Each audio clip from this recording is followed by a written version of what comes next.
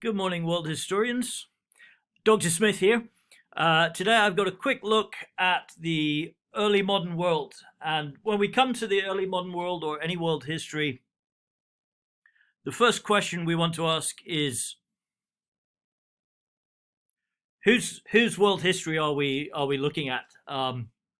As Robert Marx writes in The Origins of the Modern World, the early modern world was polycentric, which means it had many centers, and not dominated by any one region or state. So again, when we're talking about the early modern world, this is to some extent the rise of the West or the rise of Europe, but we're trying to put this into a broader framework of understanding of world history, in which we might find both global and specifically regional explanations for phenomenon like the Age of Discovery. So we can certainly talk about the decline of the Mongol Empire, although that was really a sort of earlier phase of world history. The Mongol Empire, of course, in its day was the largest single empire in the world that the world had ever seen. It stretched all the way from Korea in East Asia all the way to the central plains of Europe. But the Mongol Empire declined thanks largely due to the collapse of the Silk Roads, which in turn had been brought about by the Black Death or the bubonic plague, which flourished, if that's the right word, between the late 1340s, 1348, 1347 through about 1350.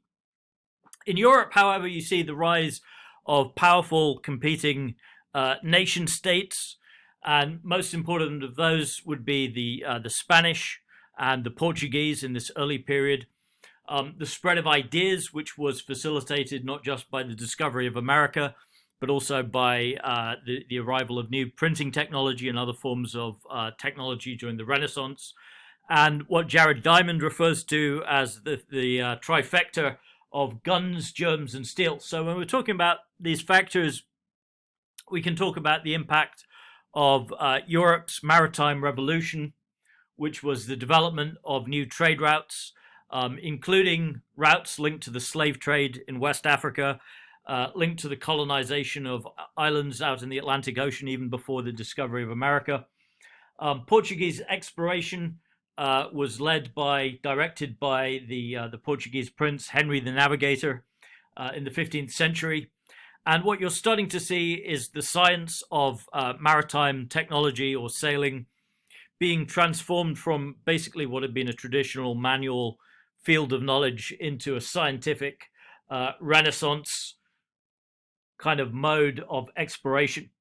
And so you're looking at innovative ship technology, things like the sailing rig that you see on this image of a caravel, which is a type of ship used by Christopher Columbus, which employed things such as triangular or lateen sails, which had actually been developed by the Arabs, or magnetic compasses, which had also migrated westward from Central Asia.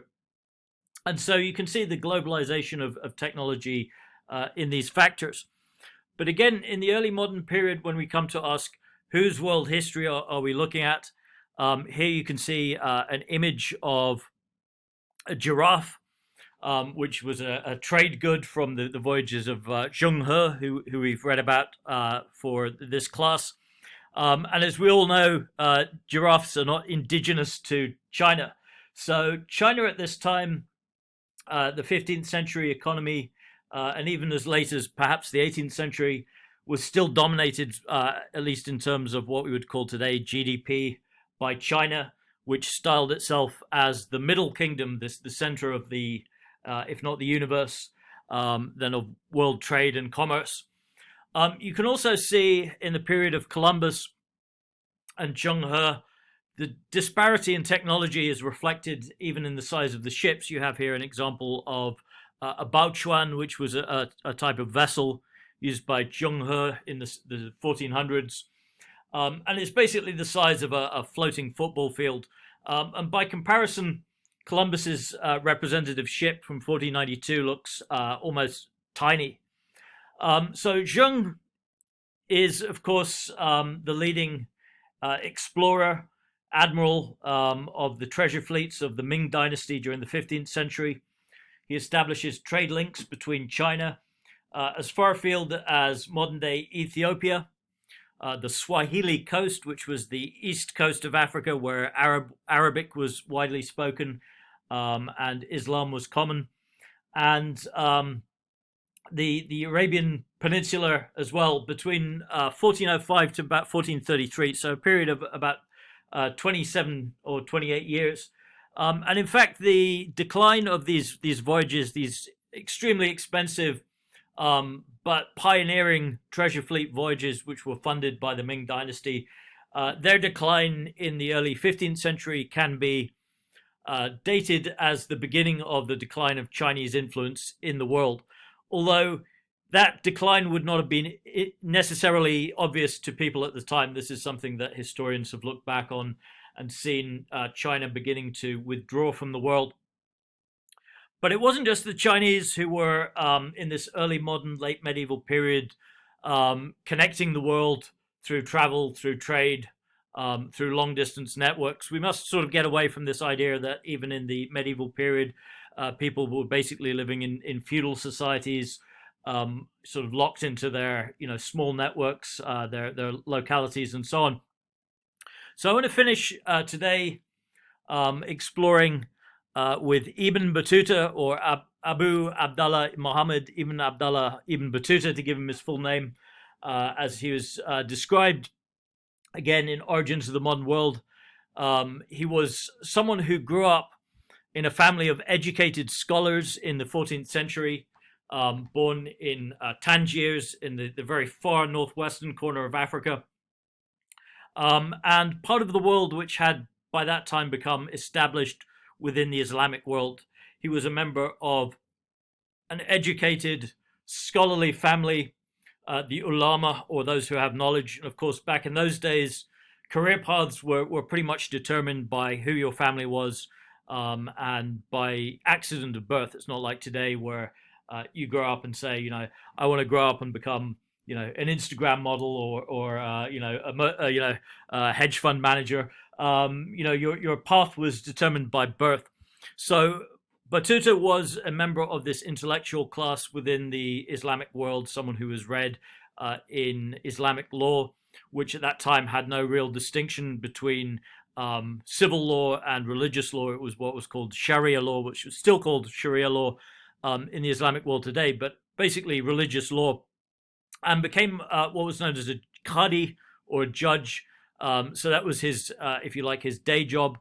But he also practiced this form of Islamic mysticism known as Sufism. And in 1304, sets out as a young man on the Hajj, which is, as we know, the pilgrimage to Mecca, the birthplace of the Prophet Muhammad, the founder of the Islamic religion. And this is the great sort of centripetal pilgrimage, the great drawing together of the Islamic world. And so we can see this is really the first steps in terms of the voyages of Ibn Battuta. In 1304, he sets off on what would become a 70,000-mile round voyage until he eventually returned to his hometown of Tangiers. So Ibn Battuta's world, if we can think of it, I think is a kind of window into the late medieval period. Politically, it was still dominated, as you can see on this map, by the various territories of the great Mongol Empire, although the Mongol Empire was then in the twilight of its influence and power.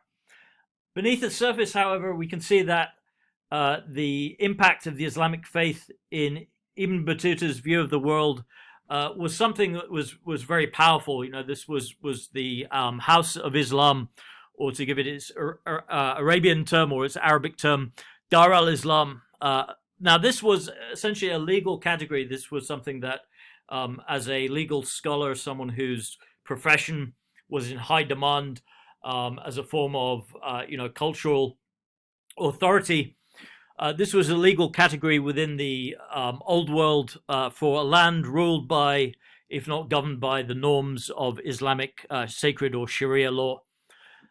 This was still possible in places such as India, where Muslims were a minority group. but it presumed a certain degree of Muslim authority. So places that were traveled to by Ibn Battuta, places like the Maldives, which had recently become part of the Islamic world, you have Muslims, a minority of Muslims, but Islam is becoming the dominant religion in the Maldives. He does travel to China, but at that time Muslims were in a minority. Zheng He, of course, Muslims are a minority in China today, but there were some, including Zheng He, whose Islamic faith also helped to open doors in his voyages of discovery in the 15th century.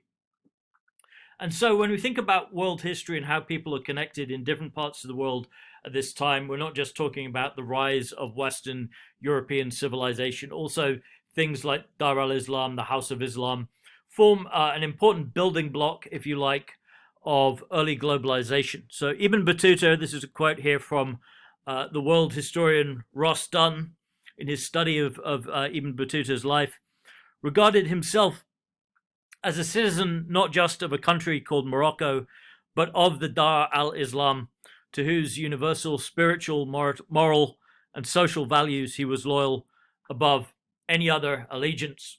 So next week, we'll be talking about empires, states, and the New World in world history. But it's important to recognize that at the beginning of this period of world history, the modern-day nation-state, as we know it and as we take it for granted, had not yet come into being, but identities of faith, of empire, and of trade and religion were much more powerful.